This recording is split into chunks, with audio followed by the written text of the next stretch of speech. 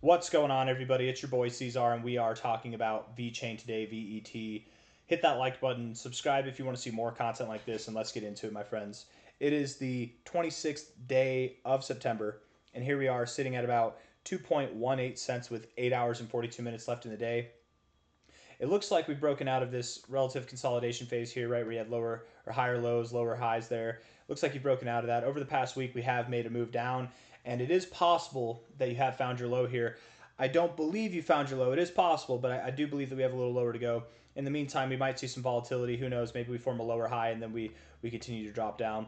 I do kind of expect that between now and, let's say, the ending of the first week of October, I would expect that we do see a little bit of bearishness. Okay, this month might close on a red note, and October might open on a red note as well. But I do expect the end of October to be bullish and going into the end of the year as well. There's a lot of bullish prospects to be had here for VeChain. I think there's a lot of growth that's going to happen.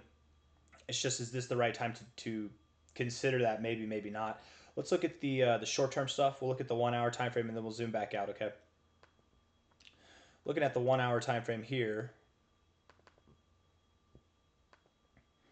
the RSI looks good enough. You do have higher highs with lower highs in the price. That is hidden bearish divergence. That's not really good. Stochastics look good.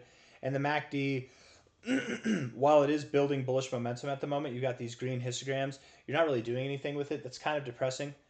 I do think you move up higher, but it's not going to be anything significant. It's just going to be like a lower high. So you're at 2.18 cents. Maybe move up to 2.3 cents, 2.25 cents, something in that area. Let's see. Look at the 4 hour time frame. Maybe higher. Stochastics actually look good on the 4 hour time frame.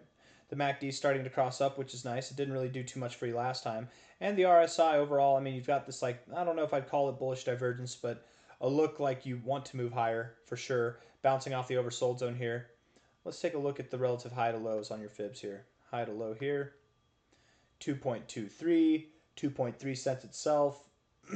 Maybe even a little bit higher. Don't get excited if by the end of today or tomorrow you're up at these levels or even above. That's probably going to be your overall lower high area, and you will likely proceed lower from there. That'd be my expectation. But sure, at the moment, I think you do go on a little bullish reprieve. You'll probably find resistance somewhere in this area or just above this area here. Something like that, maybe 2.4 cents at the highest. Anything below there, I wouldn't be too impressed with, okay? But yeah, things look good enough to come up for now. It just looks to me like you have, in fact, broken out of this consolidation phase. In fact, I wonder if we look at it on a weekly time frame. Yeah, even more so. You look at this weekly time frame, right? You've got this higher low structure here, lower high structure here. I think it's very clear that you've just broken out. So being that this is week one, you probably have a little bit more to go. I don't think this is the death of VeChain. I don't think this means it's going lower. VeChain's definitely a more prominent crypto, and I think it's got a lot going for it. It's just at the moment we're taking a little bit of a pause. Overall, it looks like we're in this kind of accumulative zone, just accumulating, waiting to go higher. Some people might look at this and say, isn't that a bear flag? I don't think it's a bear flag, man. And the way that I drew it might make it look like that, but it's more of like a pennant. Why can't I draw? Why won't it let me draw? Like this. It's more like a symmetrical triangle that's just broken out. It might even be a diamond bottom, in all fairness. And diamond bottoms are notorious. It actually really does look like a diamond bottom. They're notorious for breaking out one direction and throwing back the other direction. So high velocity down, high velocity up. I wouldn't be surprised at all. Once we do get above about 2.4 cents on a daily closing basis, that's when I think it's time to get excited again. Maybe even, let's say, 2.46 cents, a little bit higher. Screw it. Let's just say 2.5. 2.5 cents. Once you get above there, that's when it's time to get excited again on a daily closing basis, not on a wicking basis, but daily closing basis. That should propel us higher, not just back to where we were back at the end of 2024 here, but beyond that. I think if we look at this, overall on a weekly time frame, it's very clear that VeChain is in a long accumulative phase here. We've got higher lows, you've got higher highs. You're just slowly but surely grinding to the upside, waiting for, I think, this alt run, this altcoin season across the board to begin. I would expect that we see something on the lines of all-time highs, if not new all-time highs, by the end of the cycle. Where we are right now, being at 2.1 cents, I think there's a very strong chance that we see something on the lines of a 20x or more come the end of this cycle in like Q2 of 2026. High to low here, the expectation there would be that we go potentially all the way up to about 60 cents or more.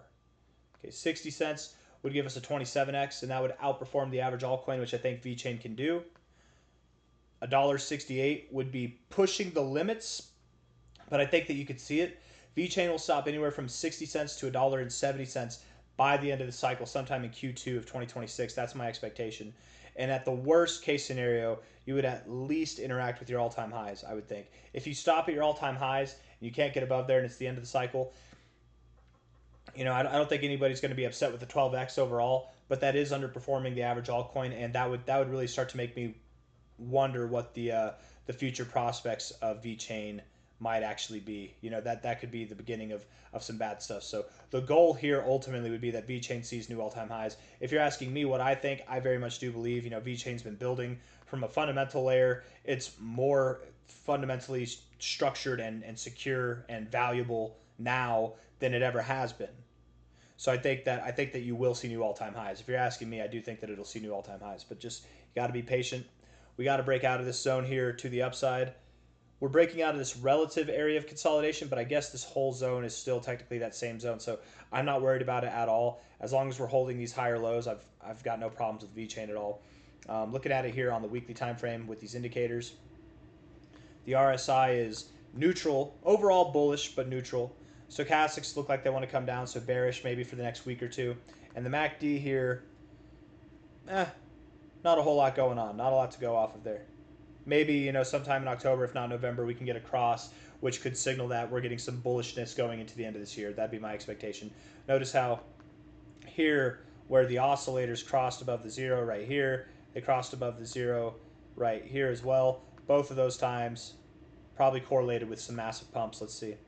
Yeah, correlated with that up move, correlated with this upward movement here. I would expect, you know, looking like we are aiming toward that area, I would think that we do see some bullishness by the end of the year to a dramatic effect like what we saw earlier this cycle, but probably even more. I would assume that we see a more bullish move on this next move than we have all cycle, because again, you've just been accumulating for so long. Finding support here at prior resistance here, good structure overall. When you finally make your move, it's going to be big. It's going to be very big. Low to high, I would expect you get to 8.5 to 10 cents, no problem. You probably see 14 to 8, let's say 14 to 19 cents would be my guess by the end of this year. So you got a lot of potential there. I don't really have anything else that I want to say. I think I've said it all, right? Looking at this here, 2.18 cents, 8 hours, 34 minutes left in the day. Yeah, I think 2.4 cents would be the highest that we go to. I doubt that we get above there. And then somewhere between here and there, we'll find resistance, continue to move down. And ultimately, the area that I expect us to go to is like 2.2 cents or, no, sorry, 2 cents itself. We're below 2.2 cents now. 2 cents itself or 1.92 cents, somewhere in that area. That's where I think we'll go to find support, probably between now and the end of the first week of October. Either that or we've already found support. This is the low and we're moving up, but we'll know that's true if we move up to about 2.5 cents. I got nothing else for you guys. Hit the like button, subscribe. Again, multiple days closing above 2.5 cents would do it for me to convince me that the low is in. Until then, we're assuming lower, no matter what kind of volatility comes our way. Take care. See you on the next one. Bye.